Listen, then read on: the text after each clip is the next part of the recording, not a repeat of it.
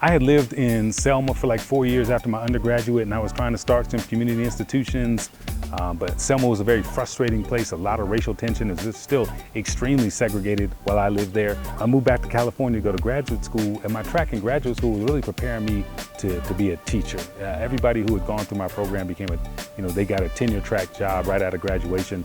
So expectation was I would just wind up, teaching at university somewhere. And I wanted to nuance my understanding of Africa. I wanted to have a deeper understanding, a deeper experience. And that's why I decided to move to Africa. It wasn't like I was trying to start a business. I wasn't running away from anything. I just really wanted to understand the place that I'd been studying, that I'd been romanticizing about for so long. And that was really what precipitated my journey to leave California and leave a potentially kind of comfortable university life and start from scratch in Tanzania.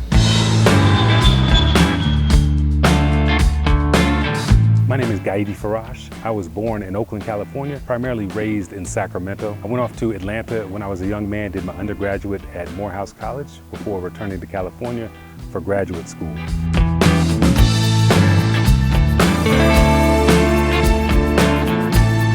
Hello, my name is Gaidi Faraj, originally from California, and I moved to Rwanda to start a free Pan-African math school. Come on, let me show you around.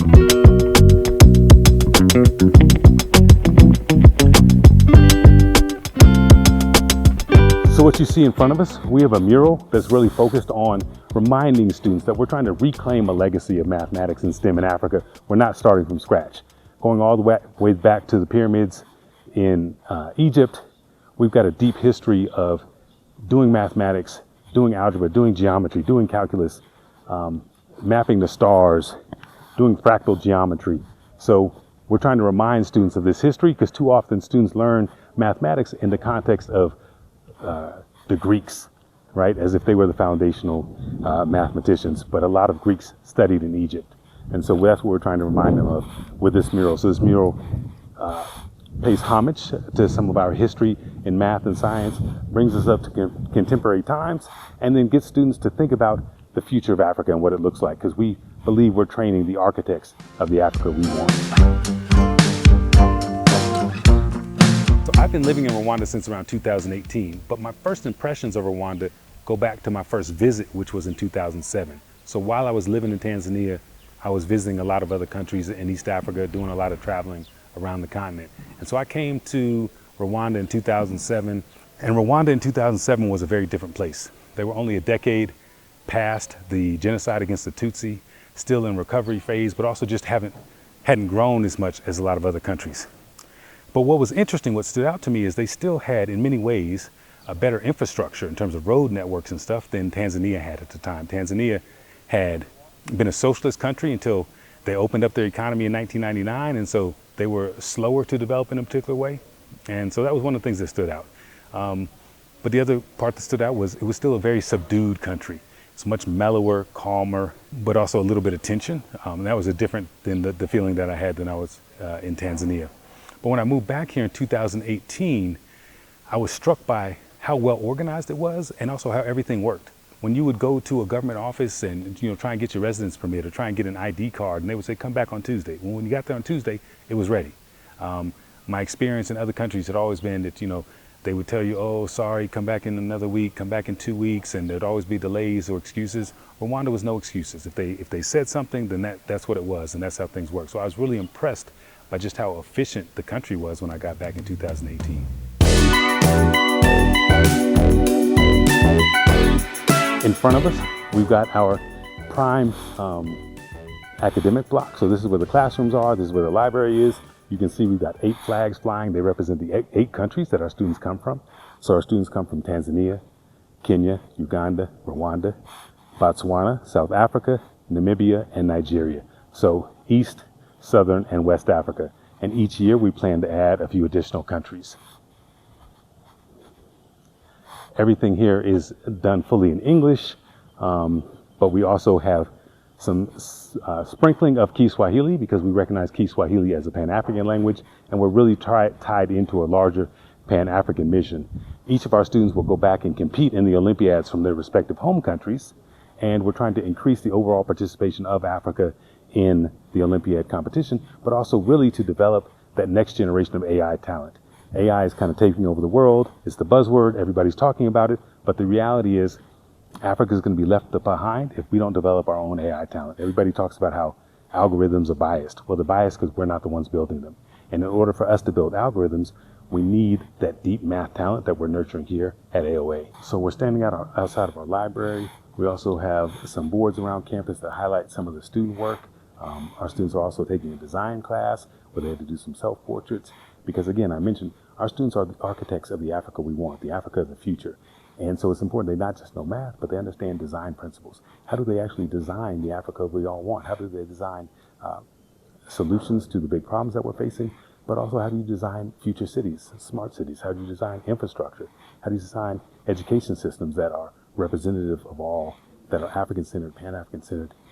So we want to teach them not just math, but also how do you apply that math in a practical way to solve the problems of the African diaspora. So I had lived in Selma for like 4 years after my undergraduate, and I was trying to start some community institutions. But Selma was a very frustrating place, a lot of racial tension. It was still extremely segregated while I lived there. In fact, when I moved to Selma, the same mayor that had been in office when Martin Luther King was leading the Selma to Montgomery March, he was still in office in the mid and late 1990s. So that's how little had changed there. And so I moved back to California to go to graduate school, and my track in graduate school was really preparing me to be a teacher. Everybody who had gone through my program became they got a tenure track job right out of graduation. So expectation was I would just wind up, teaching at university somewhere. And I wanted to nuance my understanding of Africa. I wanted to have a deeper understanding, a deeper experience. And that's why I decided to move to Africa. It wasn't like I was trying to start a business. I wasn't running away from anything. I just really wanted to understand the place that I'd been studying, that I'd been romanticizing about for so long. And that was really what precipitated my journey to leave California and leave a potentially kind of comfortable university life and start from scratch in Tanzania. You'll notice all of our classrooms have a Swahili name. They're also an acronym for our learning pedagogy, which is Furaha. Furaha means joy in Swahili, and we believe in creating a joyful learning environment. We want our students to learn with joy, but for also to be a rigorous environment. And then each letter in Furaha represents one of our principles. So we can see, for example, this room here is called Ari. Ari means passion in Swahili. We want our students to be passionate, not just about their learning, but about the African continent itself, about their peers, about coming back and contributing to the growth and development of the continent. So we're standing in front of our chalkboard. We like to brag that we've got the longest chalkboard in East Africa. Our students are really passionate about math, so they can come outside anytime. We do competitions, we do games, we do mathletics out here. And also sometimes you just see them together working out problems on their own or working out problems in small groups. Because again, we want this to be a rigorous learning environment, so they're constantly involved in problem solving and getting deep into the math. It's a little bit ironic. Talk about my own backstory. Again, I'm from California. I went to public schools in California. I did well in school, but I never did well in math. I went on to Morehouse College for my undergrad. And when you get to Morehouse, you have to take a placement test, and I failed the placement test. And they put me in remedial math. So I had to take remedial math for no credits before I took algebra again in college. It was the third time I took algebra.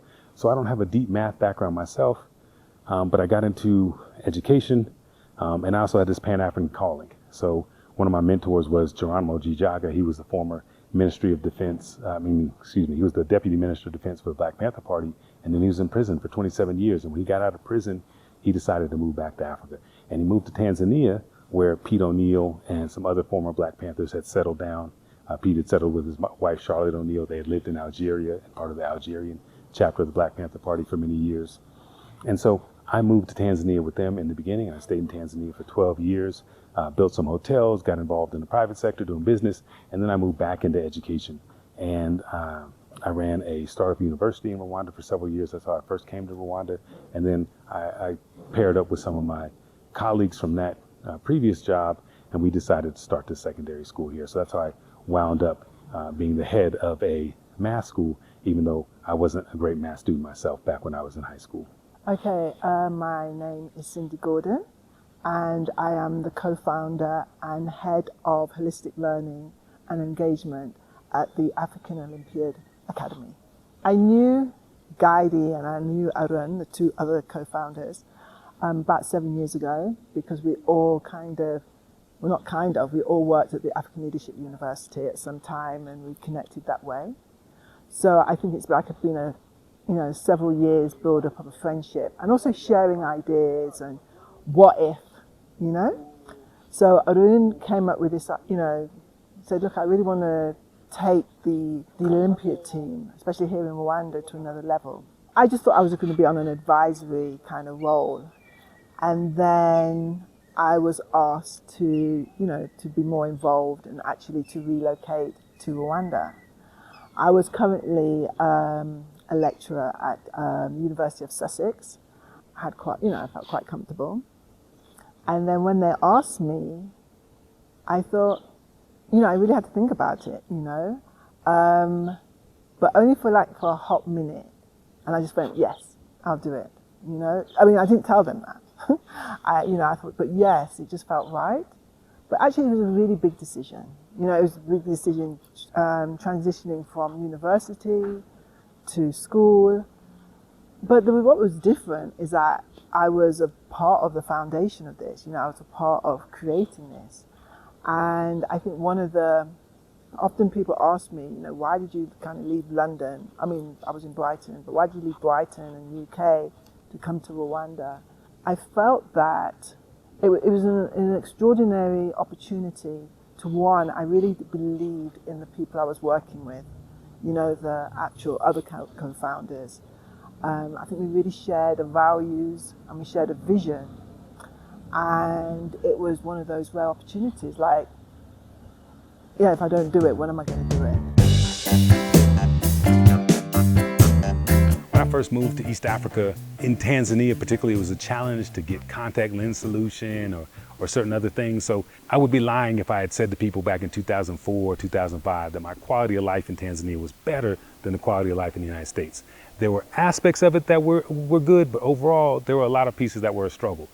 But Africa has changed so much in the past 20 years, and the U.S. has as well. But Africa is generally changing for the good, and it's got a lot of positive developments. So I can say unabashedly, my quality of life in Rwanda is significantly better than my quality of life in the United States. And I tried to go back to the U.S. for about a year and a half after COVID, and it was a step down. It was an absolute step down in terms of my day-to-day quality of life. And so I think that's another misconception people have. People think that, you struggle when you live in Africa, but the reality is cost of living is better, so your dollar's gonna go further. People are more open and welcoming, they embrace you more, so you don't have the same type of tension that you have a lot of times in the United States. And the opportunity to make a difference is better, but also just the opportunity to explore, see new things, travel to new places is better than I typically had in the United States.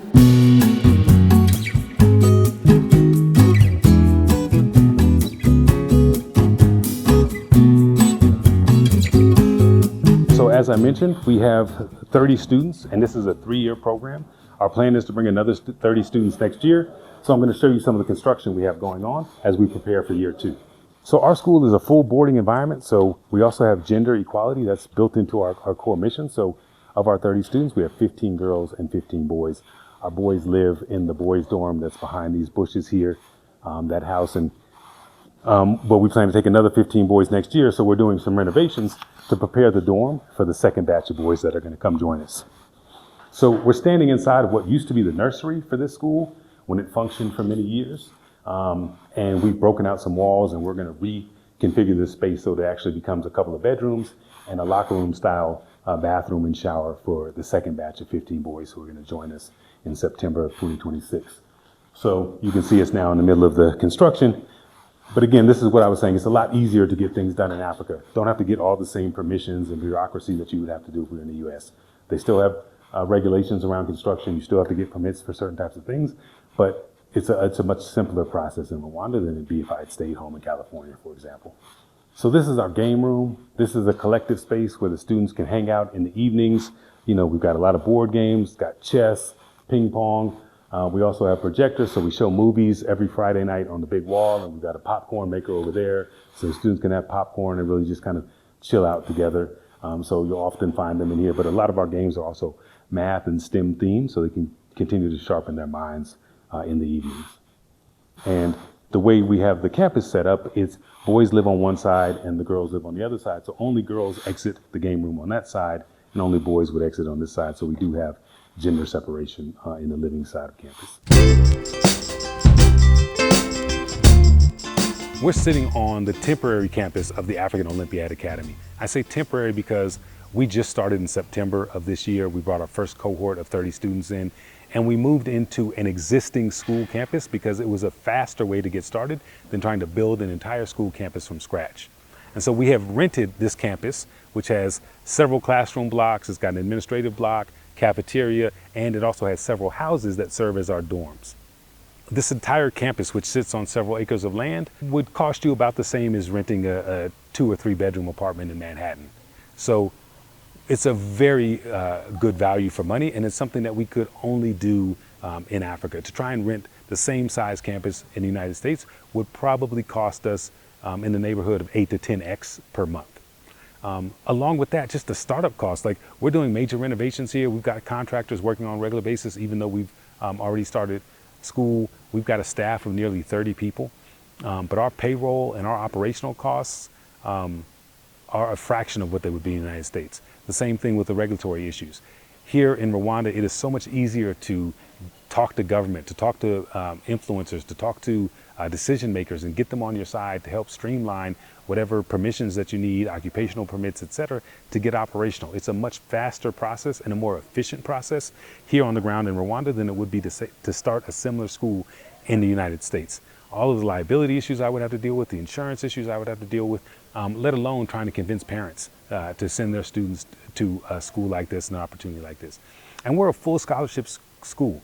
Students don't pay anything to go here. We also cover their flights home every year. So the only thing that we ask parents to contribute is the passport for their kids. We take care of everything else: uniforms, toiletries, meals. And we're able to do all of that for the neighborhood of only maybe $20,000 per student per year. So it's a very economical system compared to what it might cost to house, feed a student in the United States.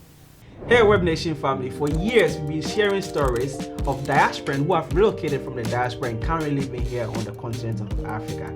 You guys have been enjoying the episode, saying in the comment section that you want this to be you one day. Why don't we just bring that time to now?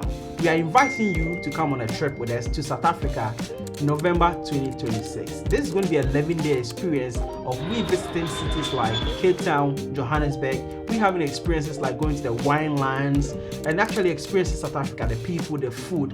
This is not just a vacation. This is a very well detailed experience that gives you the proper insight on people interested in relocating. The beautiful part about this is we've made it easy for you to come on this trip with us. By you just making the deposit, you get to pay the rest in installment and get yourself on a trip with us to South Africa. Scan the QR code, secure your spot, and see you in South Africa. Now guys, let's get back into the video.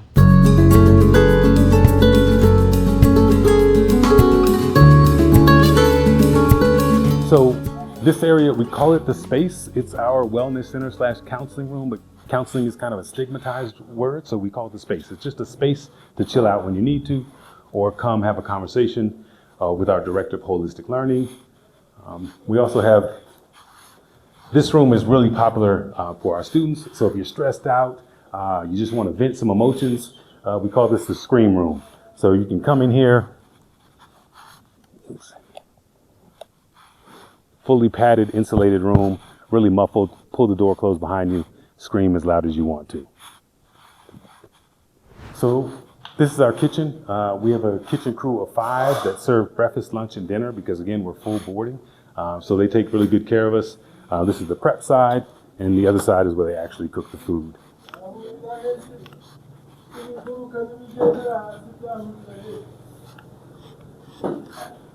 So you can see this is where we do all the food prep. Alfred is our head chef, so he leads the team that takes care of our kids every day. And the staff, we eat here too.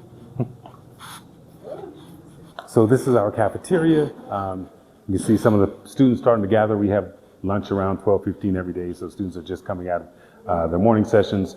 They'll join us. On this back wall, we have some math icons. We want to, again, celebrate the high achievers in math and STEM that have African backgrounds from a lot of different backgrounds, North Africa, Southern Africa, the diaspora as well. So even Katherine Johnson, made famous from the Hidden Figures movie, we want students to recognize that there's a lot of people who've come before them and been trailblazers in the field, as opposed to them always having to look to models from the West. So this is one of our typical classrooms. Our class sizes are pretty small. We have 12 to 18 students in each class. We use a glass wall on the back wall as our whiteboard, and then we've got a Smartboard in each room that serves as both a whiteboard as well as a place to slow slides or for students to get on the internet, watch YouTube videos, etc. So this is what our typical classroom looks like. So our typical academic week, we have regular classes on Monday, Tuesday, Thursday, Friday, and then every Wednesday is a competition day. And so this is an example of some of the mock contests. We want our students to be really comfortable with competitions, with IMO competitions, with other types of math contests. And so by doing them on a regular basis, we get them over the anxiety that impacts a lot of the students' ability to perform, but also we want them to solve hard problems. And so a typical IMO competition, you would do just 3 math problems over the 4.5-hour time block on one day, and then you do another 3 problems on the second day. So in IMO competition, you only do 6 problems over 2 days, and they're very difficult problems. So these are some examples of problems that students had in a recent mock competition that they did. I'm Wendy Esuman. I'm the Olympiad Program Manager for the Rising Stars Program. The Rising Stars Program is a program under the African Olympiad Foundation, where we reach out to lots of other countries in Africa to help them develop their Olympiad program. So we do this under 3 different stages. So we have the national competitions, we have the training camps, and we have the online training as well. So this is a continuous effort.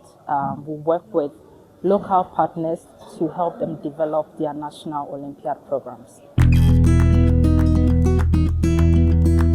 One of the things that really surprised me about life in Africa is that in general, it's much easier than life in the US.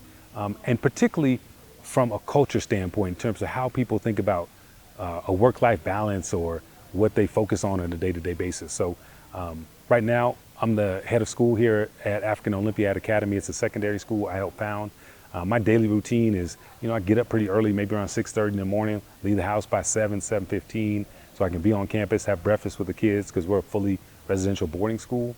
But then I get out of here at 3 or 4 o'clock on a normal day. Some days I might stay a little bit later, just really to socialize, hang out with the kids, or if we have special guests that come. My general experience has been that people respect working hours here. So, people have a set time to go to work, whether it's 8 or 9 o'clock, and then when the workday is over, they're done. It's not to say that some people don't work a 50, 60-hour week, but it's not as common as it might be in the United States. The professional grind is not the same. There's still people hustling, still people running their own businesses and doing the entrepreneurial thing, but they still respect the fact that you have to have a social life, that you have to engage with people, that you have to have downtime and time to relax. So that's been a real appreciation of life out here. So it allows me to, hit the gym a couple times a week. Every Sunday I'm in the sauna, get a chance to relax. It's just a lot more affordable to live here. So I go out to eat or order out to eat several days a week on a regular basis. So it's a pretty relaxing and fulfilling quality of life.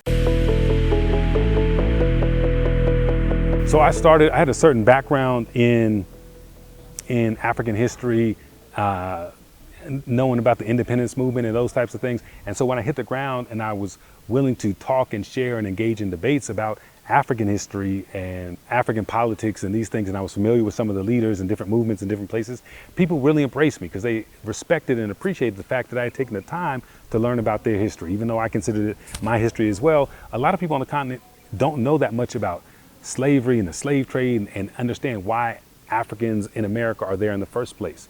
So when you take the time to talk to them about that shared history and you embrace an African identity, they will embrace you back. And so it's very easy for me to kind of build a network of people because they saw that I wanted to be a part of that community. I wasn't coming in as an outsider. I wasn't trying to tell them how to live their lives or critique what they were doing. Culturally, I was trying to learn from them and be a part of those communities. There's always struggles. There's differences in kind of understanding and culture. And so I had to get over some of my hangups as well. But it was pretty easy to build a community. I joke, however, for example, I joke with my mother that I enjoy going back to California and hanging out with her because then I can go into a restaurant and not be the oldest person around. Because the reality is, I'm a 50-year-old man, 85% of Africa is under 35. 50% of Rwanda, 50% kind of on average across the continent is under 18. So I'm an old man around here. So I have built a community, but also I'm a little older than a lot of my peers and my coworkers, and they tease me about that, but I accept it. It's worth it. I want to live in a place that has youthful energy, a lot of positivity. Everybody is like hopeful and aspirational about the future, and that rubs off on me because it's the exact opposite of what I feel when I return to the U.S. So it's interesting, people always ask me about culture shock, living in Tanzania, living in Rwanda, but people also always make jokes about living in Africa and how people talk about war or famine or poverty, and like those are the stereotypes and the assumptions. The biggest culture shock that I have faced living in East Africa is that people don't fight. Like, they don't physically fight. Like, it's not to say it never happens, but it rarely happens. You will see people get in heated arguments, even maybe grab each other by the wrist, but people don't just throw punches. People don't just snap off like they do in the United States. And I've literally have had, friends come visit from the US, and I have to remind them, hey, just because someone's staring at you doesn't mean they want to fight you, right? And that was the culture shock to me. Like, people don't escalate to the, like a quick turn to violence the way they do in the United States. It just doesn't happen. It's a very rare thing. And so my lived experience is so much different than the stereotype that people have about life in Africa. There's a lot of things to love about life in Rwanda, the culture in Rwanda. But what stands out to me is everybody here wants Rwanda to be better. Everybody's trying to figure out how they can contribute in their small way to making this nation stronger, making it safer, making it more prosperous. And you get to be a part of that, and you can feel that energy wherever you go. And it is safe. It's incredibly safe. I tease my wife all the time when we go out, like, hey, I'm ready to go. If you're not ready to go, you can stay, because I'm not worried about you. I trust her to be able to get home, taxis, motorcycle taxis, or I leave her and I take a taxi, she drives herself. It's a very safe place. And I appreciate that. And it's not safe because people force it to be safe. It's safe because, like, the community wants it to be. Everybody appreciates the value of living in a safe community, so they all contribute in their particular way. It's very clean, it's very well organized. And so, again, for a person my age, you want peace and tranquility, and Rwanda gives you that in abundance. One of the things that I've had to learn about myself and get better control over is my own temper and aggression. Because, as I stated before, like, people don't fight in Africa. Not to say I was like fighting all the time, but they don't even argue in a certain way. You can get a lot of trouble for cussing somebody out. So I had to learn to control my temper, control the way I would lash out, control my emotional response. So it really helped me nurture and develop my own level of emotional intelligence, because certain things just weren't acceptable here that are common in the United States. And so I had to make that own adjustment in my own behavior, and it improved me as a person. It made me a better human being, a more empathetic person, a more responsible person, and certainly a more observant person. When I talk about nation building, I'm literally talking about nation building. Think about what it takes. If you were to build a nation from scratch, you need roads, you need infrastructure, you need power, you need schools, you need hospitals. So it's impossible to think of something somebody was doing in the US that they couldn't also do in Africa. So if you have a special skill set, you can contribute. I think what I've realized is that because people are trying to build nations and they're serious about that, they will give you more opportunities here than you would have if you stay in the United States. And there's less competition in certain spaces. If you're really highly trained, highly skilled, or you have a lot of experience in a certain field, you can really get in and perform at a higher level and get greater access than you would have if you had stayed in a place like New York that's just, overflowing with people who also have that same skill set and that same background and same education, etc. And also, these places are just not as bureaucratic. Right? Some people complain about the bureaucracy, but the reality is they just haven't adjusted themselves in terms of a mindset to a different type of bureaucracy. But overall, the levels of bureaucracy are less. So, like I said, I worked for an American investment group. I was building hotels, I was supervising engineers and architects, and I was doing all kinds of things that I would not have been allowed to do in the United States without certain type of licensing and going through certain certifications and having a certain educational background. I have a PhD in African American Studies and I'm building hotels, completely unrelated. But I could project manage, I was good with people, and so I was allowed to do that. Whereas if I got to the United States, people wouldn't even give me the opportunity because they would just say, oh, well, your pedigree doesn't line up, right? So there's a lot more opportunity here for people to get in and participate and build and like literally see the impact of their work if they just come and they're enthusiastic and they're serious and they also have something to offer. One of my frustrations is I will often see a lot of people who are unsuccessful in the US, and then they come here and they complain about things not being easy for them. I'm like, well, what are you bringing? What are you contributing? Like, you have to be willing to come out here and work and bring something positive and not just try and suck from the local community. You know, people want to live somewhere where everything is cheap and then they complain about prices. But the reality is, you know, you are wealthy when you land here just by default. People don't recognize, like, coming from a certain background, having a certain privilege, they have access to resources. They need to be willing to share those resources and not just try and take resources from the community. And so it has been a frustration to see people come in and don't really have anything to offer and then also then complain about feeling like they don't get to live that good life. No, the good life is here, but you have to earn it. You have to give something in order to get something. I see a lot of people who want to move to Africa and maybe start a business. Everybody's excited about the entrepreneurial idea and entrepreneurship. And I go back to the idea of nation building. There is no more entrepreneurial project than the nation building project. And so if people want to come to Africa, want to figure out how they fit in, how they make money, how they're going to survive, they should think about how they can contribute to the growth and development of that community and that country that they plan to move to. And so once I realized that and I leaned into that, things have been very good for me. You know, I haven't had a problem finding work. I decided to start my own school along with a few co-founders, a few colleagues of mine, and we were able to get funding, secure funding, and get things off the ground. This project went from idea to our first students on the ground in less than 18 months. So it moved much faster than a project like this would be able to move in the United States. And in terms of my salary and housing and quality of life, all of those things are better here in Kigali than they would have been had I stayed on a similar track in the United States.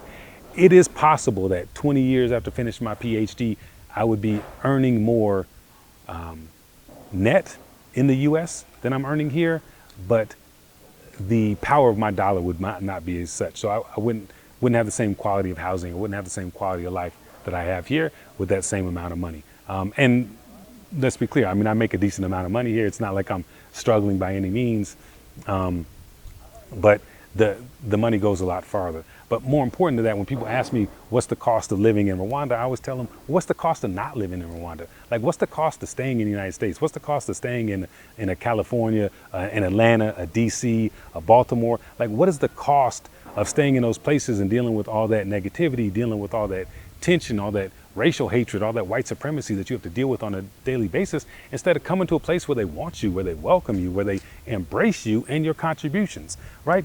And then when we think about like the reward, it's not just like the value of living in a place like this, but there's the value of the contribution that you can make and seeing a return on your investment in terms of the impact that you can have on the society. And so that's what I always encourage people, like, come be a part of the nation building project instead of thinking very narrowly about like starting your own business. And nothing wrong with that, but there are larger ways that you can contribute that will pay you dividends far greater than if you just have a very narrow business idea. If people are considering moving to the continent, they should really stop and think about what it is that they want in their own life.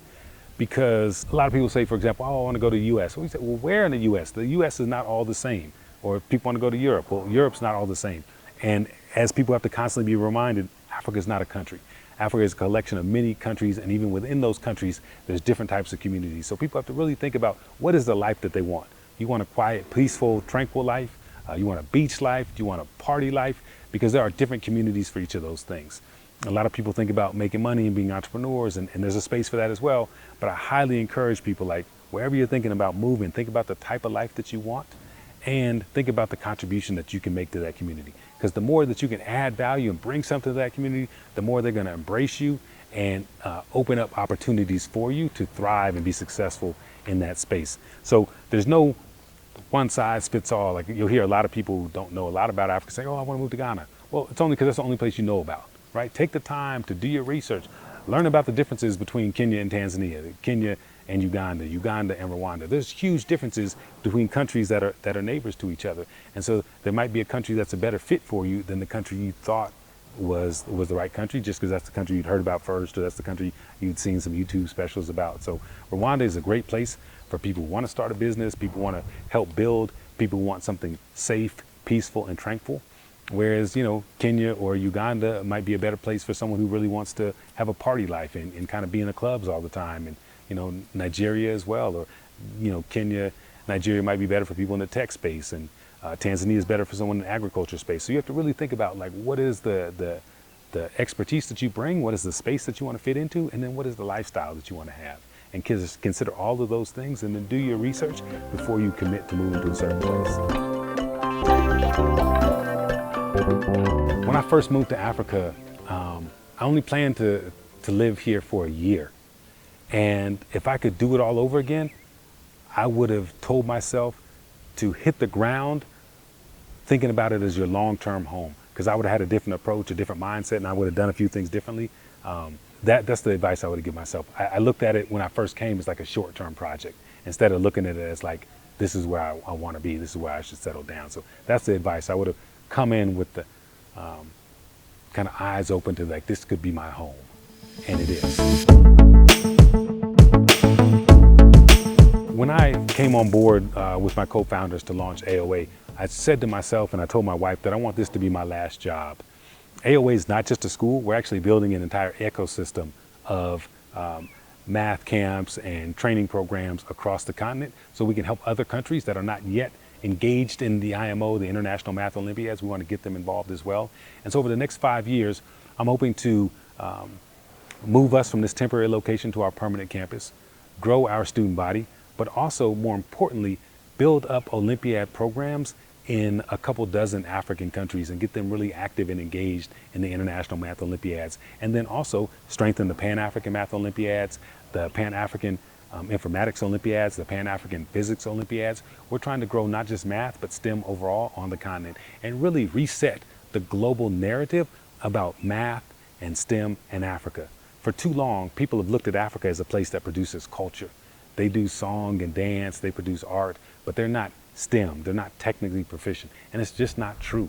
We built the pyramids, we built fractal architecture, we mapped the stars in Dogon, West Africa. We have a deep, rich history and tradition of math and STEM in Africa, and we need to reclaim that legacy. And over the next 5 years, I want to be part of that conversation. I want to really help grow and shift the narrative of STEM in Africa. We're not just trying to build a math and STEM ecosystem on the continent, we're trying to build it with the broader African diaspora. So if folks know people that have participated in the Olympiads or want to support these programs, we also want people who work in STEM, who want to be mentors or coaches to our students or coach our coaches. So we're looking for people to be involved. So we would love you to reach out to us if you're involved in math and STEM, computer science, in any form or fashion around the diaspora. Come be a part of our network and join us.